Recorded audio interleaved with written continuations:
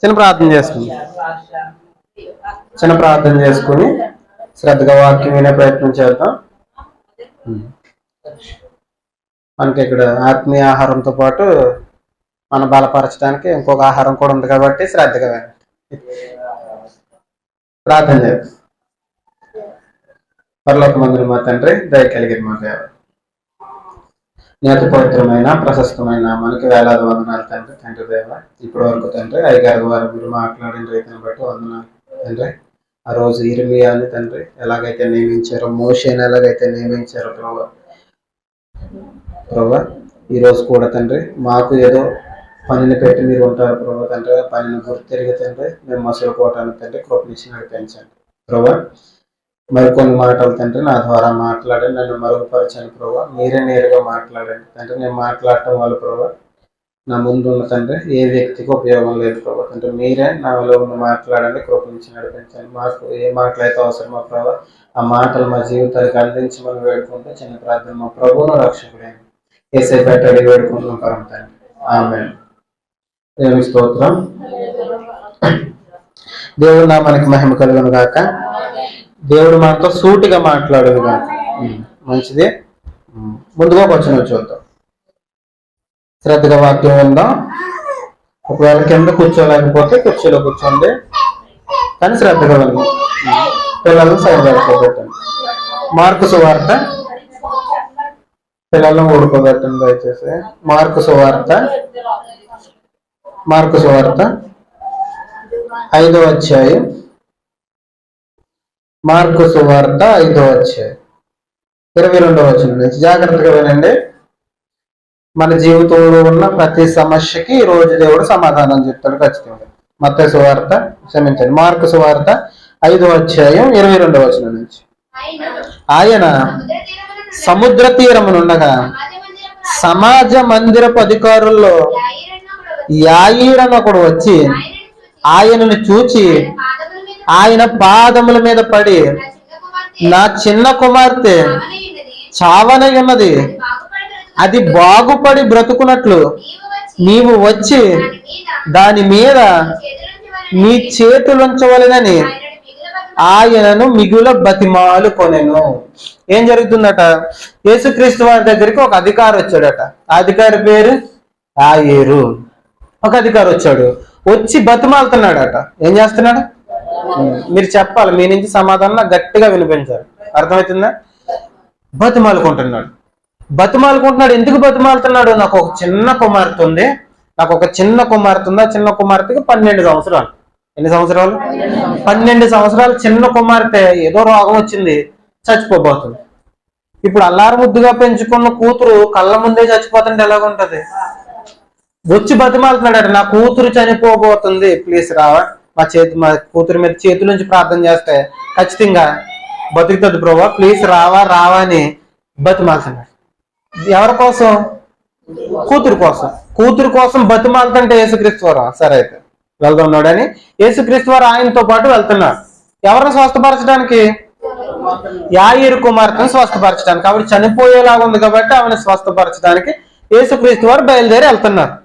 అల్లారు ముద్దుగా పెంచుకున్న కూతురు. ఇప్పుడు వీళ్ళు నడుచుకుంటూ వెళ్తుంటే ఈయన దృష్టి అంతా ఎవరి మీద ఉంటది? కుమార్తె ఇంటి దగ్గర ఎలాగుందో. మేము వెళ్ళేసరికి కుమార్తె ఉంటదంటవా, చనిపోతుందంటవా, ఏమవుతుందో అంటూ బాధపడుతూ వెళ్తున్నారట. కానీ యేసుక్రీస్తు వారు నడుచుకుంటూ వెళ్తుంటే యేసుక్రీస్తు వారు చుట్టూ జనం మూగేశారట. ఆయన ఎప్పుడు నడుచుకుంటూ వెళ్ళినా, ఆయన ఎప్పుడు రోడ్డు వెంబడి ఏ ప్రాంతానికి వెళ్ళినా చుట్టూ జనం వచ్చేస్తారు. ఎందుకు? వాళ్ళకేదో సమస్య ఉంటుంది, వాళ్ళకేదో ఇబ్బంది ఉంటుంది, అది తీర్చుకోవడానికి. ఈయనేమో బాధపడిపోతున్నాడు. ఎవరు? యాయీరు తన కుమార్తె కోసం. చుట్టూ జనం మూగేస్తే ఫాస్ట్ గా నడిచి వెళ్ళగలరా? వెళ్ళలేరు. జనం అందరూ మూగేస్తే మెల్లగా నడుచుకుంటూ వెళ్తున్నారు. ఆ జనాలు తప్పించుకుంటూ అటు ఇటు కొంచెం అదే ఎదరికి వెళ్ళండి, అలాగే వెళ్ళండి, ఇలాగే వెళ్ళండి అంటూ నడుచుకుంటూ వెళ్తున్నారు. ఈయనకేమో కంగారు పట్టుకుంటుంది. ఎవరికి? యాయీరుకి, తండ్రికి కంగారు పట్టుకుంటుంది. అలా నడుచుకుంటూ వెళ్తుంటే ఆ జన సమూహంలోనికి ఒక స్త్రీ వచ్చిందట. ఆవిడికి ఒక సమస్య ఉంది. ఆ సమస్య ఏంటో చూద్దాం. చూడండి 25వ వచనం. 12 ఏళ్ల నుండి రక్తస్రావ రోగము కలిగి ఒక స్త్రీ ఉండెను. ఆమె అనేక వైద్యుల చేత ఎన్నో తిప్పలు పడి సరిపోతుంది. తర్వాత చదువు.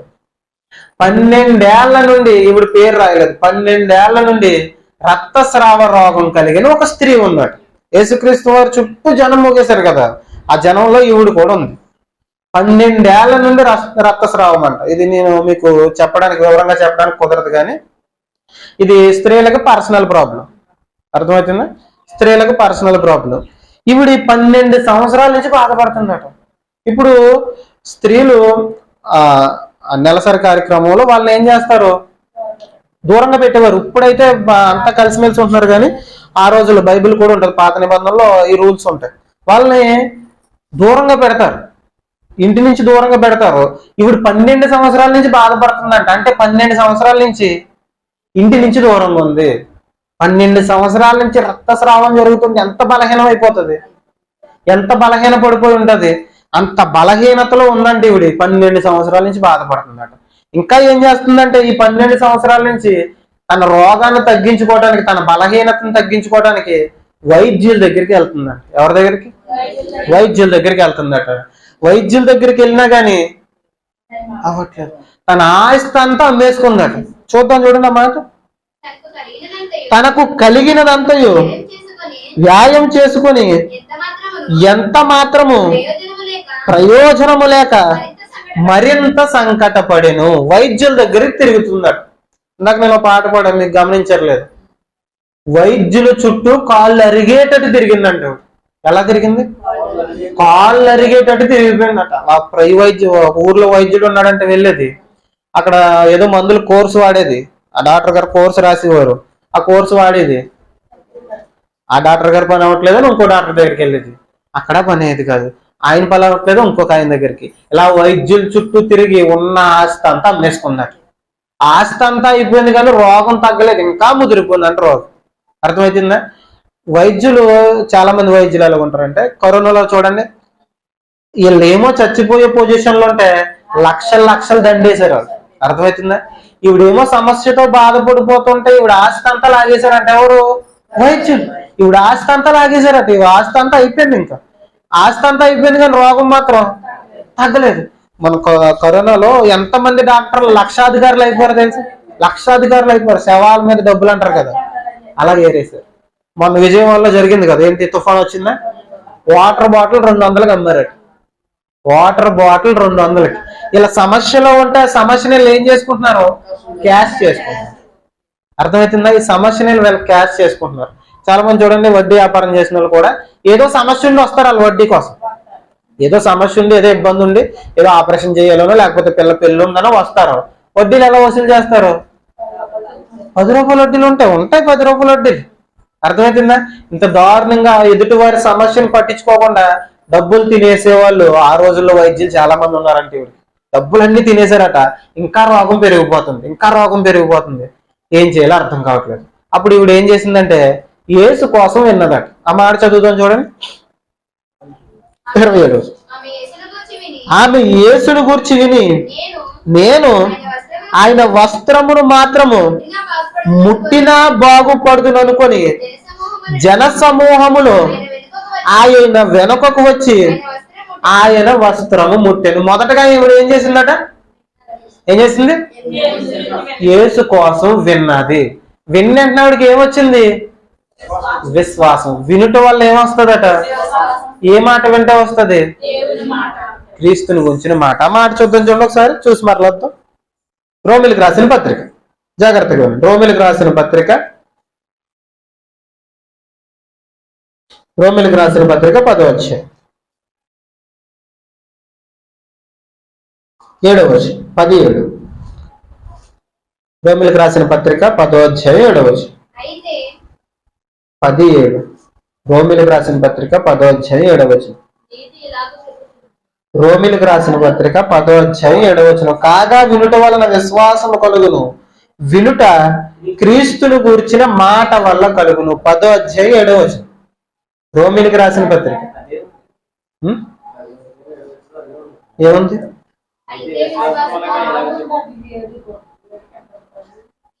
17. నెంబర్ పోయింది, నాది నెంబర్ పోయింది. 7 ఉంది ఇక్కడ, 1 పోయింది. కాగా వినుట వల్ల విశ్వాసం కలుగును, వినుట క్రీస్తును గూర్చిన మాట వల్ల కలుగును. 7 పక్కన 1 పోయింది నాది, 7 అనుకుంటాను, 17 అది.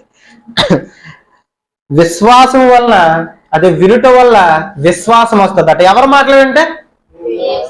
యేసు కోసం వింటే విశ్వాసం వస్తుంది. ఎవరి కోసం వింటే? కొంచెం గట్టిగా చెప్పండి. యేసు కోసం వింటే విశ్వాసం వస్తుంది. ఈ రక్తస్రావం కలిగిన స్త్రీ ఎవరి కోసం విన్నదట? యేసు కోసం విన్నది. విన్నంటే ఇవిడికి ఏమొచ్చింది? ఎలా విశ్వాసం వచ్చిందంటే, నేను వెళ్ళి ఆయనతో ప్రార్థన చేయించుకోవడం కాదు, ఆయన నా మీద చేతులుంచి ముట్టుకోవడం కాదు, ఏంటంట ఆయన వస్త్రపు చెంగు ముట్టుకుంటే నేను బాగుపడిపోతాను. ఎంత విశ్వాసం వచ్చేసింది చూడండి. ఆవిడ ఎంత స్పష్టంగా విన్నదో చూడండి. చెప్పిన వాళ్ళు ఎవరో చాలా బాగా చెప్పారు. అర్థమవుతుందా? ఆవిడ విన్నదంటే ఎవరో చెప్పాలి. అర్థమవుతుందా? ఎవరో చెప్పకుండా ఎలా వింటది కదా? వాళ్ళు చెప్పాలంటే ముందు వాళ్ళకి తెలిసి ఉండాలి. అర్థమవుతుందా? ఇప్పుడు వినాలంటే ఎవరొకరు చెప్పాలి, వాళ్ళు చెప్పాలంటే వాళ్ళకి ముందు తెలిసి ఉండాలి. అంటే యేసుక్రీస్తు కోసం వాళ్ళకి తెలియాలి. వాళ్ళు తెలుసుకున్నారో, తెలిసిన దాన్ని వీడికి చెప్పారు. అలానే యేసుక్రీస్తు ఉంటాడు, ఆయన దగ్గరికి వెళ్తే ప్రతి ఇబ్బంది తొలగిపోతుంది, ఆయన చాలా మహిమ గలవాడు అని చెప్పారట. వీడికి ఏం చెప్పారో తెలియదు కానీ చెప్పారు. విన్నది విని వస్త్రపు చెంగు ముట్టుకోవడానికి వచ్చింది. ఇప్పుడు చుట్టూ జనం ఉన్నారు, ఇప్పుడు బలహీనంగా ఉంది. ఎందుకంటే రక్తస్రావం జరుగుతుంది కదా, ఇప్పుడు చాలా బలహీనంగా ఉంది. జనాలందరిలో వచ్చి సమస్యని ఆవిడ చెప్పుకోలేదు, సమస్యను చెప్పుకోలేదు. ఇవిడి సమస్యని ఎదురుగా వచ్చి ప్రభు నా సమస్య ఇదని ఒక పురుషుడితో చెప్పుకోలేదు కదా, చెప్పుకోలేదు. చెప్పుకోలేని సమస్యకు ఇప్పుడు పరిష్కారం కావాలి. ఇల్లు ముట్టుకుంటే బాగుపడతాను అనుకుంది, ఇల్లు ముట్టుకుంటే బాగుపడతాను అనుకుంది. వెళ్ళింది, జాగ్రత్తగా జనాల్లోంచి అటు ఇటు తప్పించుకుని యేసుక్రీస్తు వారి చెంగుని ముట్టుకుంది. ఏం చేసింది? ముట్టుకున్న తర్వాత ఏం జరిగిందో చూద్దాం. చూడండి, మరల వచ్చేద్దాం ఇక్కడికి. 29 మార్క్స్ వార్త 5వ అధ్యాయం 29 28 నుంచి చదువు, 27 నుంచి చదువు.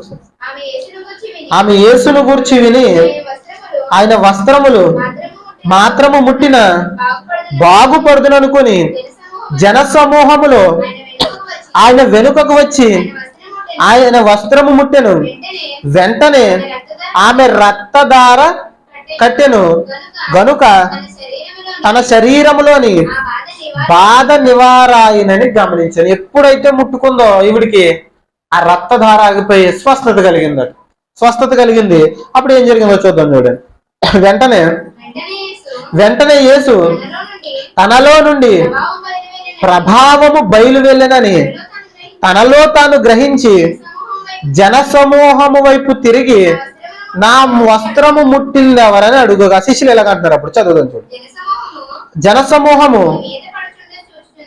నీ మీద పడుచుండుట చూచుచున్నావే, నన్ను ముట్టినది ఎవరని అడుగుచున్నావు ఏంటి అన్నాడు శిష్యులు. ఏంటి? నేను ఇక్కడ జరుగుతున్న సందర్భం ఏంటంటే, ఆవిడ వచ్చి ముట్టుకుంది. ముట్టుకుని అంటే యేసుక్రీస్తు వారిలోంచి ప్రభావం ఆవుల్లోకి వెళ్ళింది. ఒకసారి గమనించండి, చాలా మంది ముట్టుకుంటున్నారు. అప్పటి వరకు చాలా మంది ఆయన మీద పడుతున్నారు, చుట్టూ జనం ఉన్నారు, చాలా మంది ముట్టుకుంటున్నారు, చాలా మంది ఆయన్ని తాకుతున్నారు. కానీ ప్రభావం వాళ్ళలోకి వెళ్ళలేదు. ఎవరిలోకి వెళ్ళిందట? ఎందుకు వెళ్ళిందట? విశ్వాసం ఉంది కాబట్టి. ఇప్పుడు విశ్వాసంతో వెళ్ళింది. నేను ముట్టుకుంటే చాలు అనుకుంది. ఆ విశ్వాసం వల్ల ఈయనలోని ప్రభావం ఆవిల్లోకి వెళ్ళి స్వస్థత కలిగింది. ఇప్పుడు యేసుక్రీస్తు వారు అడుగుతున్నారు శిష్యులు ఏమని? నన్ను ముట్టింది ఎవరు? అప్పుడు శిష్యులు యేసుక్రీస్తు వారికి అన్నారు, ప్రభువా ఎంతమంది మీద ఆడుతున్నారో నువ్వు చూస్తున్నావు కదా, ఇంతమంది ముట్టుకుంటున్నారు. ఇంతమంది ముట్టుకుంటుంటే ఎవరు ముట్టుకున్నారని అడిగితే మాకెలా తెలుస్తుంది ఎవరు ముట్టుకున్నారు? ఇంతమంది ముట్టుకున్నారు, నీ కళ్ళతో నువ్వే కదా చూస్తున్నావు అని అడిగారట. అది కాదు, మామూలుగా ముట్టుకోవడం కాదు, నన్నెవరో ఏదో సమస్యతో వచ్చి ముట్టుకున్నారు, నా ప్రభావం వారిలోకి వెళ్ళుట నేను గమనించాను అని చెప్పారు. ఇప్పుడు ఈ సందర్భం అంతా జరుగుతుంటే ఇప్పుడు భయం వేసింది. ఆయన నన్ను గమనించారు, నేను ముట్టుకున్నానని ఆయనకి తెలిసిపోయింది. నేను ఇప్పుడు చెప్పాలి ఆయనకి, ఇప్పుడు చెప్పాలని ఆయనకి చెప్తుంది. ఇలా చూద్దాం. చూడండి, ఆ కార్యము చేసిన ఆమెను కనుగొనవలెనని ఆయన చుట్టూ చూచెను. అప్పుడు ఆ స్త్రీ తనకు జరిగినది ఎరిగి భయపడి వణుకుచూ వచ్చి ఆయన ఎదుట సాగిలపడి తన సంగతి అంతయు ఆయనతో చెప్పాను. అందుకైన కుమారి నీ విశ్వాసము నిన్ను స్వస్థపరిచాను. భయపడిందట, ఆయన ముందుకు వచ్చిందట, సాగిలపడి ఆయనకి చెప్తుందట. ఎవరికి చెప్తుంది? అందరికి వినబడలే కాదు, ఆయనకే చెప్తుందట. అర్థమవుతుందా? మన సమస్యలు ఏమన్నా ఉన్నాయనుకోండి, అందరికి చెప్పామనుకోండి, ఏం చేస్తారు? అయ్యో అలా జరిగిందమ్మా అంటారు మన ముందు. మనం అలాగే వెళ్ళగానే ఊరి మీద నాలుకేసుకుని తిరుగుతారు. నిజంగా నాలుకేసుకుని తిరుగుతారు. నాలుకేసుకుని తిరగడం అంటే ఏంటి? అందరికీ చెప్పడం. నాలుకేసుకుని ఊరంతా తిరిగేస్తారు. కానీ యేసుక్రీస్తు అలా కాదు. యేసుక్రీస్తు వారు అలా కాదు. ఆవిడ సమస్యని గోప్యంగానే ఉంచారు. అర్థమవుతుందా? ఆవిడ ఎదుటికి వచ్చి ఒప్పుకుంది, యేసుక్రీస్తు వారి దగ్గర ఒప్పుకుంది. ఆవిడ యేసుక్రీస్తు వారు అంటున్నారు, నీ విశ్వాసం నిన్ను స్వస్థపరిచింది, నీ విశ్వాసం నిన్ను స్వస్థపరిచింది. ఇక్కడ మనం గమనించాల్సింది ఏంటి? వాళ్ళంతా మీద పడుతున్నా వాళ్ళకి ఎటువంటి స్వస్థత కలగలేదు. ఈవిడికి మాత్రం కలిగిందంటే ఈవిడి విశ్వాసం చాలా గొప్పది. ఇలాంటి విశ్వాసం కలిగి ఉండాలి. మనకి సమస్యలు ఉంటాయి, మనకి ఇబ్బందులు ఉంటాయి, కానీ మనం విశ్వాసం ఉంచి ప్రార్థన చేయం. అర్థమవుతుందా? మన ఇబ్బందులు మనకు లేవు, నాకు ఇబ్బందులు లేవని చెప్పడానికి ఎవరో సరిపోరు. ప్రతి ఒక్కరికి ఇబ్బందులు ఉంటాయి. కానీ విశ్వాసంతో యేసు వైపు చూస్తే ఆ సమస్యకి ఖచ్చితంగా ఏం దొరుకుతుంది? పరిష్కారం దొరుకుతుంది. ఖచ్చితంగా పరిష్కారం దొరుకుతుంది. ఈవిడికి తగ్గిపోయింది. ఇప్పుడు వచ్చింది, విశ్వాసంతో వచ్చింది, ఈవిడికి తగ్గిపోయింది. ఇప్పుడు యేసుక్రీస్తు వారు ఎక్కడికి బయలుదేరుతున్నారు? స్టార్టింగ్ యాయీరు కుమార్తె దగ్గరికి వెళ్తున్నారు కదా. ఇప్పుడు ఆవిడికి తగ్గిపోయింది. ఆవిడ నీ విశ్వాసం గొప్ప తల్లి, నువ్వు జాగ్రత్తగా వెళ్ళిరా అంటే ఆవిడ వెళ్ళిపోయింది. ఈవిడ సమస్య అప్పటితో క్లియర్ అయిపోయింది. ఇప్పుడు ఇంకొకరి సమస్య ఉంది. ఏంటది? ఆ కుమార్తెని బ్రతికించాలి, ఆవిడ రోగంతో బ్రతికించాలి. ఈయన ఆవిడతో మాట్లాడి కొంచెం ఎదరికి వెళ్ళేసరికి కొంతమంది పరిగెట్టుకుంటూ వచ్చారట. ఎక్కడి నుంచి? యాయీరు ఇంటి నుంచి. ఏమంటున్నారు చూద్దాం, చూడండి.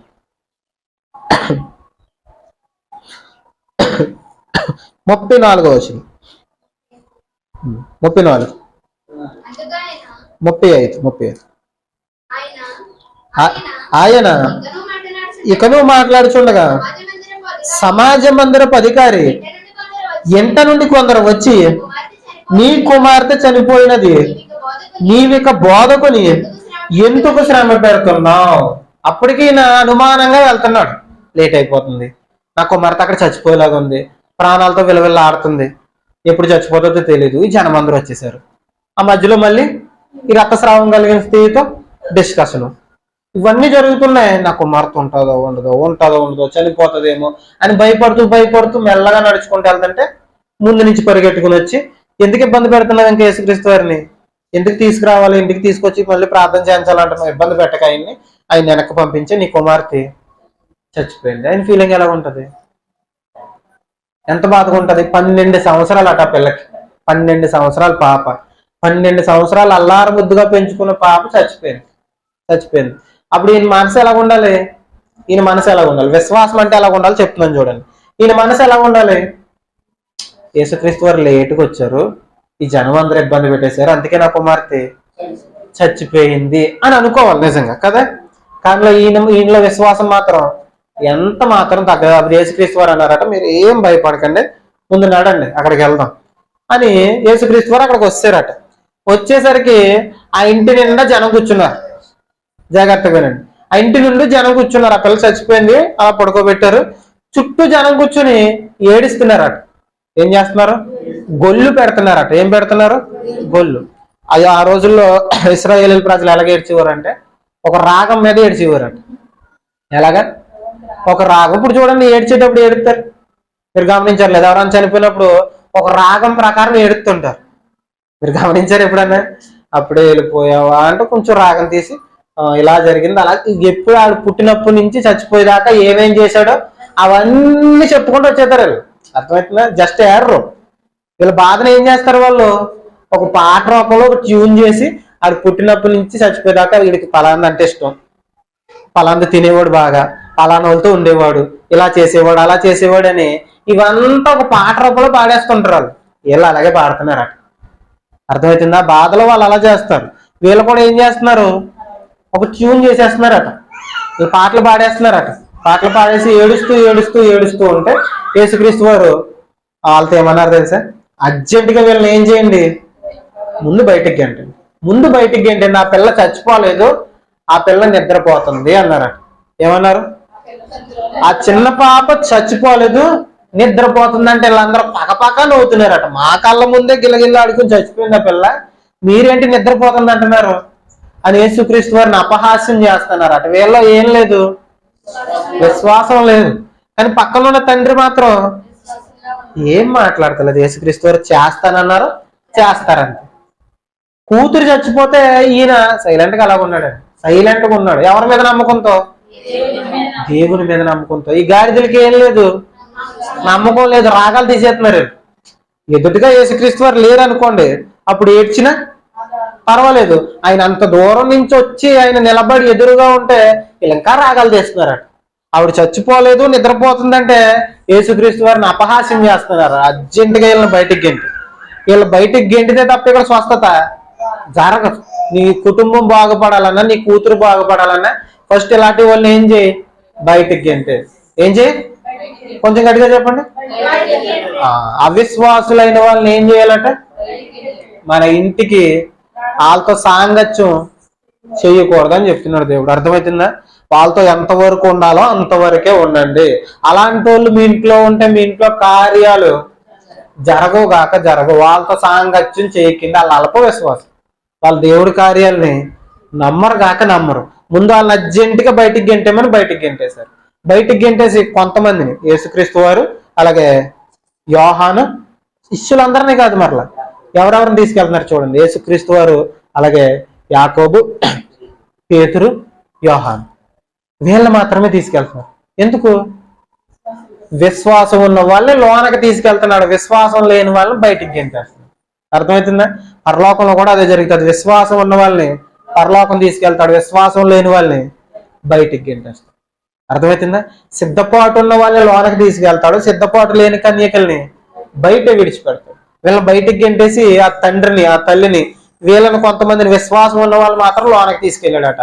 లోనకి తీసుకెళ్లి ఆ పాపతో ఇలా మాట్లాడుతున్నారు యేసుక్రీస్తు వారు. చూద్దాం చూడు.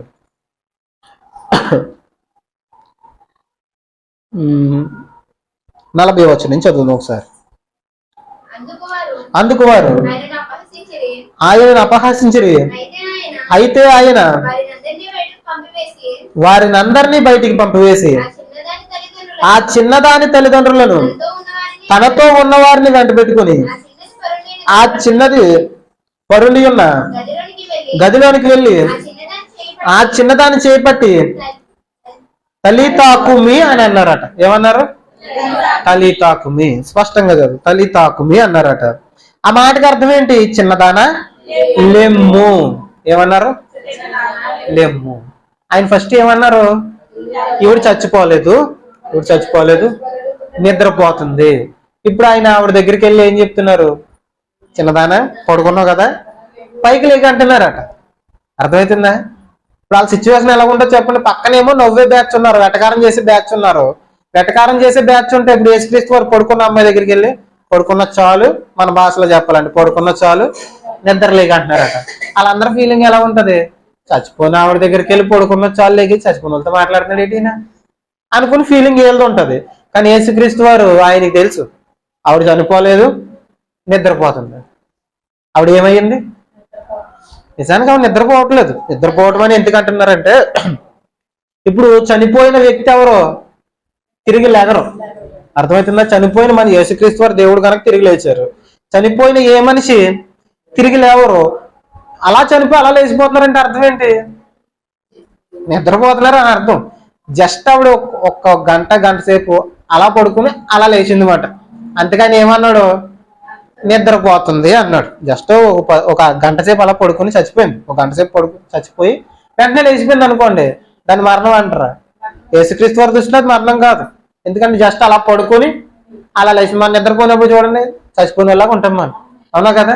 నోరు ఆవలిం చేసి అలా ఉంటాం, నోరు ఆవలిం చేసి చచ్చిపోయినలాగా ఉంటాం. ఇప్పుడు అలా పడుకుని యేసుక్రీస్తు వారు తల్లి తాకుమంటే చిన్నదానా లేగు, పడుకున్న చాలు లేకంటే ఆవిడ లేచి కూర్చుందట. లేచి కూర్చుంటే వీళ్ళందరూ ఏమనుకుంటారు చెప్పండి? అప్పటి వరకు వెటకారం చేసిన వాళ్ళు నోరులన్నీ మూత పడిపోయినాయి. యాయీరు హృదయం అంతా సంతోషంతో నిండిపోయింది. తన కూతురు చచ్చిపోయింది, ఇంకా నాకు లేదనుకున్నాడు. అలాంటి కూతురిని మరలా లేపి తన చేతుల్లో పెట్టాడు. అర్థమవుతుందా? విశ్వాసం ఉంటే కార్యాలు ఇలా జరుగుతాయి. విశ్వాసం లేని వాళ్ళని బయటికి గెంటేయడం జరుగుతుంది. ఆ రక్తస్రావం కలిగిన స్త్రీ కూడా అలాగే జరిగింది. ఇప్పుడు ఎంతో మంది వైద్యుల దగ్గరికి వెళ్ళింది, ఆవిడికి తగ్గలేదు. యేసుక్రీస్తు వారి దగ్గరికి వచ్చింది, పరిష్కారం దొరికింది. అప్పటి వరకు ఆవిడ్ని, చిన్న పాపని బ్రతికించడానికి చాలా మంది చాలా ప్రయత్నాలు చేశారు. అక్కడికి డాక్టర్లు వచ్చి ఉంటారు, చాలా మంది వచ్చి ఉంటారు. ఆ చిన్న పాప పడుకుంటే ఆ పిల్లకి మంచిలు పట్టించడం అని, లేకపోతే ఏదో చేస్తుంటారు ఖచ్చితంగా. కానీ ఆ పాప బతకలేదు. యేసుక్రీస్తు వారు వచ్చారు, చనిపోయిన పాపను కూడా లేపి నిలవబెట్టారు. విశ్వాసం ఉంటే ఇలాంటి కార్యాలు జరుగుతాయి. ఆ యాయీరుకున్న విశ్వాసం ఈ రోజు మనకు కూడా ఉండును గాక. ఆ రక్తస్రావ స్త్రీకి కలిగిన విశ్వాసం మనకు కూడా ఉండును గాక. ఇలాంటి విశ్వాసం దేవుడు చెప్తాడండి. ముగించేస్తాం. అన్యాయస్తుడైన న్యాయాధిపతి ఒక వ్యక్తి ఉంటాడు. అన్యాయస్తుడైన న్యాయాధిపతి అతను దేవుని నమ్మడట. దేవుని లక్ష్య పెట్టడు, మనుషుల్ని కూడా లక్ష్య పెట్టడు. దేవుడు అంటే లెక్కలేదు, అలాగే మనుషులన్నా కూడా లెక్కలేదు. అతను అన్యాయస్తుడు. అతని దగ్గరికి ఒక విధవరాలు వచ్చేదట. ఎప్పుడు ఏం చేసేది? ఒక విధవరాలు వచ్చేదట. ఒక విధవరాలు వస్తే ఆవిడ, నాకు చిన్న గొడవ ఉందండి, వ్యాజ్యం తీర్చండి, నాకు పక్కన వాళ్ళకి చిన్న గొడవ ఉంది, వాళ్ళు అన్యాయంగా నా మీదకి వచ్చేస్తున్నారని కొంచెం గొడవ తీర్చండి అంటే, రేపురా అని అనేవారు. మళ్ళా వచ్చేది, సరే అయితే నాకు ఖాళీ లేదు, మరలా రేపురా అని రోజు తిప్పుతున్నారట. ఈమె రోజు వస్తుంది.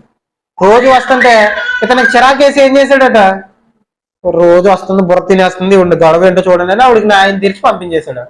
అక్కడ యేసుక్రీస్తు వారి ఉదాహరణ చెప్తూ, అంటే ఈ ఉదాహరణ చెప్తూ ఇలా చెప్తారు ఏంటంటే, దేవుడు అన్యాయస్తుడైన న్యాయాధిపతే ప్రతిసారి అడుగుతుంటే చిరాకేసి ఏం చేశాడు, న్యాయం తీర్చేశాడు. దేవుడు అన్యాయస్తుడా? కాదు. దేవుడు అన్యాయస్తుడు కాదు, ఆయన ఖచ్చితంగా నీకు న్యాయమే చేస్తాడు అని చెప్తూ ఆ కింద ఒక మాట చెప్తాడని మీరు తర్వాత చదవండి. ఇలాంటి విశ్వాసం యేసుక్రీస్తు వారి రాకడలో వచ్చేటప్పుడు కనుగొంటానా అని అడుగుతాడు కింద. ఎలాంటి విశ్వాసం? యేసుక్రీస్తు వారు అంటే మనుష్య కుమారుడు వచ్చేటప్పుడు ఇలాంటి విశ్వాసాన్ని కనుగొంటామా అని అడుగుతాడు ఆయన. ఎలాంటి విశ్వాసం? దేవుని మీదే ఆధారపడే విశ్వాసం. ఎలాంటి సమస్య వచ్చినా, ఇబ్బంది వచ్చినా దేవుడి మీద ఆధారపడే విశ్వాసం. ప్రతి బలహీనతకి, ప్రతి సమస్యకి మొదటిగా ఆయనకి చెప్పుకునే విశ్వాసులు యేసుక్రీస్తు వారు రెండో రాకల్లో ఉంటారా అని అడుగుతున్నారు. అక్కడ క్వశ్చన్ వేసి వదిలేస్తారు, అక్కడ క్వశ్చన్ మార్క్ పెట్టి వదిలేస్తారు. ఆ ప్రశ్నకి సమాధానం ఉందంటారా? అలాంటి విశ్వాసులు ఉన్నారంటారా? మనం చెప్పాలి ఏమని. ఆయన ప్రశ్న వేసి వదిలేశారు, లేరు అంటలేదు ఆయన. అలాంటి విశ్వాసులు లేరు అంటలేదు, ప్రశ్న వేసి వదిలేశారు. ఆ ప్రశ్నకి సమాధానం మనం అవ్వాలి. అర్థమవుతుందా? ఇలాంటి విశ్వాసాన్ని కనుగొనగలమా? ఇలాంటి విశ్వాసులు ఉంటారా అంటే మనం దేవునితో చెప్పాలి, ప్రభువా నేను ఉన్నాను. ఆ రోజు రక్తస్రావ స్త్రీ ఎలాగైతే నమ్మిందో అలాగే నేను కూడా నిన్ను నమ్ముతాను. చెంగు ముట్టుకుంటే స్వస్థత కలుగుతుందని నమ్మిందండి. అలాంటి విశ్వాసం, ఆవిడ విశ్వాసం ఆవిడ్ని స్వస్థపరిచింది. ఈరోజు నీవు కూడా విశ్వాసం కలుగుంటే నీ విశ్వాసం నిన్ను ఖచ్చితంగా స్వస్థపరుస్తుంది. ప్రతి విడుదల జరుగుతుంది. ఇప్పుడు శరీర సంబంధమైన విడుదలే కాదు, శరీర సంబంధమైన రోగాల కోసమే నేను చెప్పట్లేదు. మనకు ఆత్మ సంబంధమైన రోగాలు కూడా ఉంటాయి. ఆత్మ సంబంధమైన రోగాలు అంటే మనం చేస్తున్న పాపాలు, అవి ఆత్మ సంబంధమైన రోగాలు. మన శరీరానికి ఎలాగైతే రోగాలు ఉంటాయో మన ఆత్మకు కూడా రోగాలు ఉంటాయి. మనకి శరీర సంబంధమైన రోగాలు పట్టించుకుంటాం. ఏది పట్టించుకోం? ఆత్మ సంబంధమైన రోగాలు పట్టించుకోం. ఆ రోగానికి కూడా మనకు ఖచ్చితంగా పరిష్కారం దొరుకుతుంది, స్వస్థత కలుగుతుంది.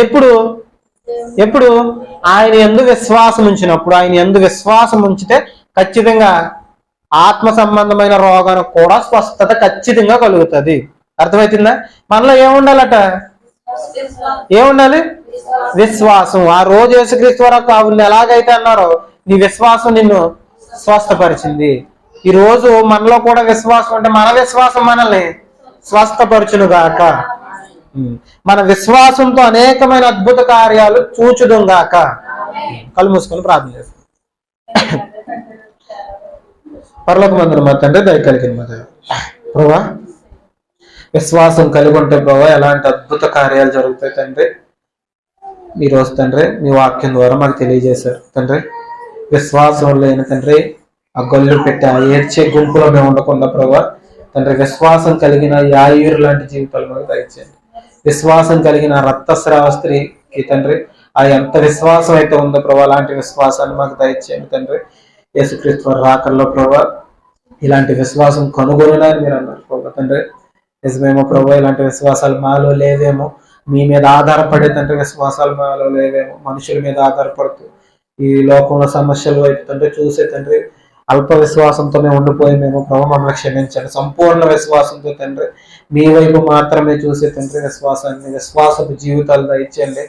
ఏ ఇబ్బందులతో అయితే తండ్రి, ఎలాంటి సమస్యలతో అయితే తండ్రి బిడ్డలు వచ్చారు ప్రభా, అది శరీర సంబంధమైన ఇబ్బంది అయినప్పటికీ తండ్రి, ఆత్మ సంబంధమైన ఇబ్బంది అయినప్పటికీ తండ్రి, ప్రతి ఇబ్బందిని తండ్రి ఈ క్షణమే స్వస్థపరచండి, కృప నుంచి నడిపించండి. నేను తీసుకోబోయే రొట్టె ద్రాక్ష రసం విషయంలో కూడా తండ్రి ఆ కార్యక్రమం అంతట్లో తోడుగుని నడిపించమని వేడుకుంటూ చిన్న ప్రార్థన మా ప్రభువును రక్షకుడే ఏసే పెట్టి అడిగి వేడుకుంటూ పరంతుంది. అందరికీ నేను మీకు అప్పగించిన దాన్ని ప్రభువును పొందితిని.